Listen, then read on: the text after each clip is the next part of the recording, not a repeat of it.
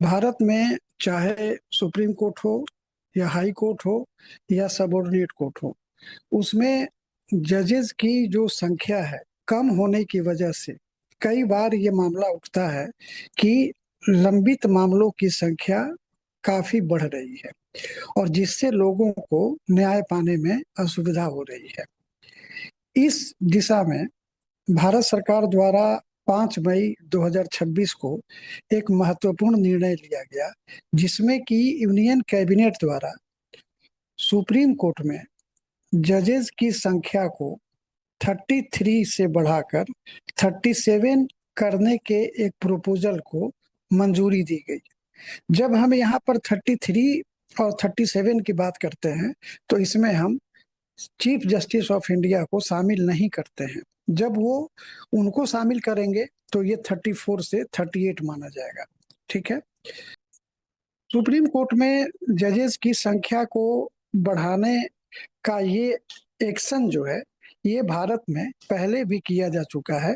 1956 में, 1960 में, 1977 में, 1986 में, 2019 में और फिर 2026 में, यानी कि 6 बार अब तक किया जा चुका है। लेकिन इस बार को छोड़कर इसके पहले जितने भी किए गए वो संसद में विधेयक लाकर, और जो कानून है सुप्रीम कोर्ट नंबर ऑफ जजेस एक्ट 1956, उसमें संशोधन किया जाता है।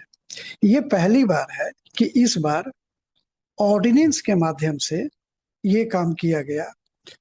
और जो हम 5 मई 2026 के कैबिनेट डिसीजन की जो बात कर रहे थे, उसी कैबिनेट डिसीजन के लाइट में, उसी के आलोक में भारत के राष्ट्रपति द्वारा 16 मई 2026 को ये ऑर्डिनेंस जो है जारी किया गया। और आप जानते हैं कि ऑर्डिनेंस का भी जो वैल्यू होता है वो एक कानून के जैसा ही होता है, लेकिन उसको 6 महीना 6 सप्ताह के अंदर में संसद से मंजूरी लेनी पड़ती है। नहीं तो वो पूरा जो ऑर्डिनेंस है उसका जो प्रभाव है और उस प्रभाव से जो काम किया गया है वो पूरा समाप्त हो जाएगा। आज हम इसी टॉपिक पे बात करेंगे और इसका एक सूक्ष्म विश्लेषण करेंगे, एक माइक्रो एनालिसिस करेंगे कि इसमें क्या क्या इम्प्लीकेशंस हैं। तो ये जो ऑर्डिनेंस जो पास किया गया है, जो ऑर्डिनेंस जो लाया गया है और जो नंबर ऑफ जजेस इन सुप्रीम कोर्ट को इंक्रीज किया गया है, वो ऑर्डिनेंस से किए जाने के इम्प्लीकेशंस पर बात करेंगे। दूसरी बात करेंगे कि इस जो डिसीजन इस ऑर्डिनेंस के आलोक में 31 अभी तक पूरा वर्किंग स्ट्रेंथ था जिस समय ये ऑर्डिनेंस लाया गया था। 37 तक लाने के लिए 6 और जजेस की नियुक्ति की जानी थी, लेकिन कॉलेजियम द्वारा 6 वैकेंसीज के अगेंस्ट में केवल 5 ही जो नाम है उनको रिकमेंड किया गया। तो इस पर भी बात करेंगे कि क्यों 5 ही किया गया, 6 क्यों नहीं किया गया, और ऑर्डिनेंस से पास करने का मतलब क्या होता है, उसका इम्प्लीकेशंस क्या होता है। थोड़ा सा पेशेंस से अगर आप सुनेंगे पूरे वीडियो को तो थोड़ा आपको, हमको लगता है कि आपका जो नॉलेज है वो ब्रॉड होगा और थोड़ा सा बड़ा होगा। तो थोड़ा आप इसको सुनिए पूरा वीडियो।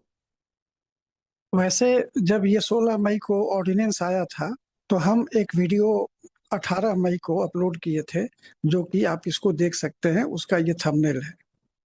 इसी ऑर्डिनेंस के आलोक में सुप्रीम कोर्ट की जो कॉलेजियम है उसके द्वारा 5, जैसा कि हम बताएं कि 6 वैकेंसीज के मुकाबले 5 जजों का नाम को रिकमेंड किया गया।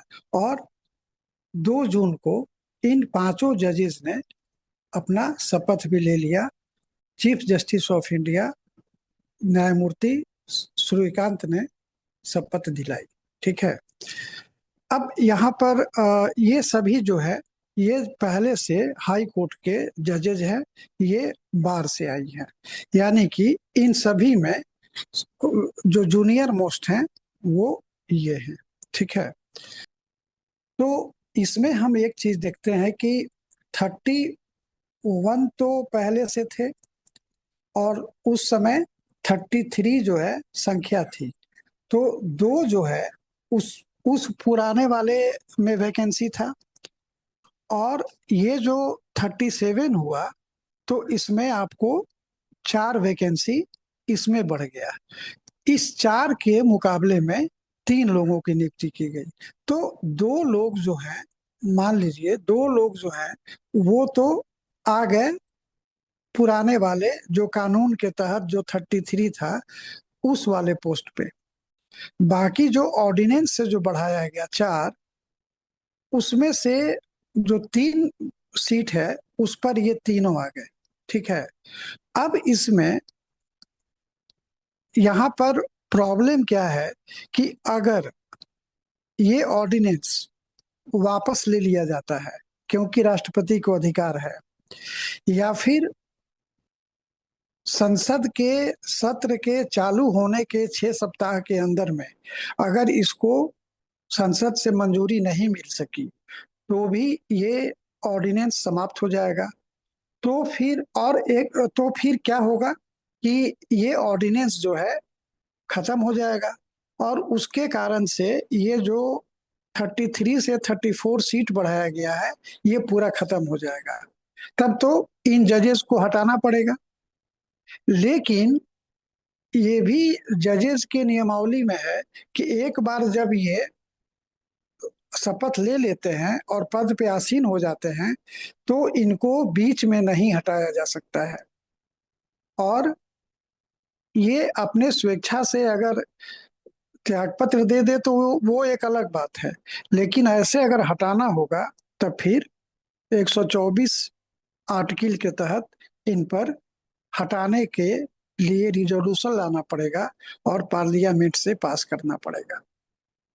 तो यहाँ पर प्रॉब्लम यही है कि अगर ऑर्डिनेंस पास नहीं हुआ तो फिर इन तीनों का क्या होगा। और अगर ऑर्डिनेंस के माध्यम से इनको किया गया है तो क्या इनको ऐसा लगेगा कि इसी सरकार को ये ऑर्डिनेंस को कानून में बदलना है, और अगर हम ऐसा जजमेंट नहीं दिए तो फिर प्रॉब्लम हो सकता है। मतलब कहने का मतलब है कि ऐसा तो नहीं कि ऑर्डिनेंस के कारण जो इंडिपेंडेंस ऑफ जुडिशरी है वो कहीं प्रभावित हो या कंप्रोमाइज हो जाए। तो इसीलिए इसके पहले ऑर्डिनेंस से ये काम नहीं किया जाता था, इसको एक्ट बनाकर किया जाता था, एक्ट में संशोधन के माध्यम से किया जाता था। तो एक तो ऑर्डिनेंस से करने का एक घाटा ये है कि इंडिपेंडेंस ऑफ जुडिशियरी उससे अफेक्टेड होने का ये खतरा बनता है। और ऑर्डिनेंस से काम करने का तरीका खुद सुप्रीम कोर्ट ने ही इसको इनकार किया है। क्योंकि दो ऐसे मामले तो हम लोगों के सामने हैं, जैसे कि डीसी बाधवा का बिहार राज्य का ही है 1986 का, और 2017 का कृष्ण कुमार सिंह बनाम बिहार राज्य ये भी है।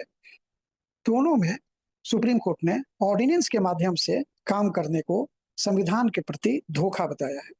तो एक यहाँ भी ये एक सवाल उठता है। ठीक है। तो आमतौर से ये माना जाना चाहिए कि जो ये ऑर्डिनेंस से काम करने का जो तरीका है ये नहीं होना चाहिए।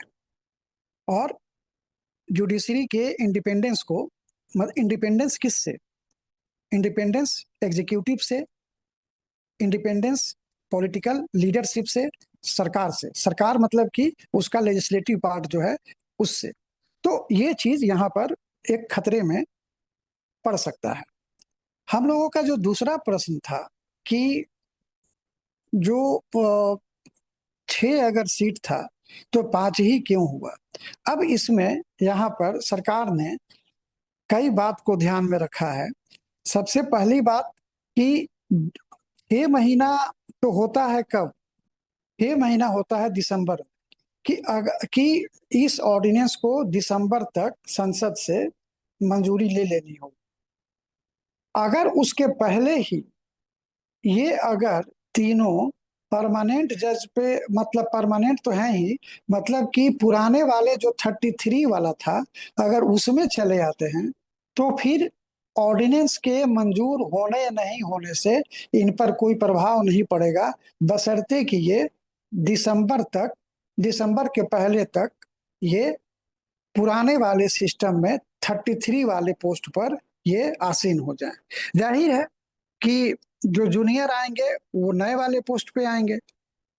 इसमें से भी जो जूनियर है, जो सबसे जूनियर है, वो मतलब 36वें पोस्ट पे हैं। इसमें एक महत्वपूर्ण बात यह है कि 16 जून को दो जजेस अभी जो वर्तमान में काम कर रहे हैं, वो 16 जून को रिटायर हो रहा है, जस्टिस माहेश्वरी और जस्टिस पंकज मित्तल। तो जब ये 16 जून को रिटायर करेंगे तो ये दोनों एडजस्ट हो जाएंगे, और इसके बाद 29 नवंबर को जस्टिस सतीश चंद्र शर्मा रिटायर होंगे, उस पर ये आ जाएंगे। तो नवंबर के खत्म होने के पहले तीनों जज पुराने वाले सिस्टम पे आ जाएंगे। तो अगर ऑर्डिनेंस अगर नहीं भी मंजूरी मिलती है तो ये परमानेंट सिस्टम में आ जाएंगे, ऑर्डिनेंस से इनको ज्यादा असर नहीं पड़ेगा। जो ये बढ़ाई गई सीट है, अगर ये नामंजूर भी हो जाती है संसद से तो इन पर असर नहीं पड़ेगा। इस वीडियो के माध्यम से हम ये समझाना चाह रहे थे कि एक छोटे से मामले को हम कैसे देखते हैं। बस हम इतना याद कर लेते हैं कि सुप्रीम कोर्ट में जजेस की संख्या को 33 से बढ़ाकर 37 कर दिया गया, ऑर्डिनेंस जारी हो गया। लेकिन इसके पीछे कितने कंसेप्ट्स हैं और कितनी बातों को ध्यान में रखना पड़ता है इस चीज को, और उससे क्या क्या मुद्दे जुड़े होते हैं, इन सभी चीजों को ध्यान में रखना होता है। और ये सब चीज आपके नॉलेज में, मेंस के कॉपी में, इंटरव्यू में वो सामने आना चाहिए परीक्षा के दौरान, तब जाकर अच्छे मार्क्स मिलते हैं। तो हमको लगता है कि इस तरह के माइक्रो एनालिसिस की भी जरूरत आप लोगों को होनी चाहिए, और आपको इस पर ध्यान देना चाहिए। आगे फिर अगले टॉपिक पे हम लोग आएंगे। तब तक के लिए थैंक यू।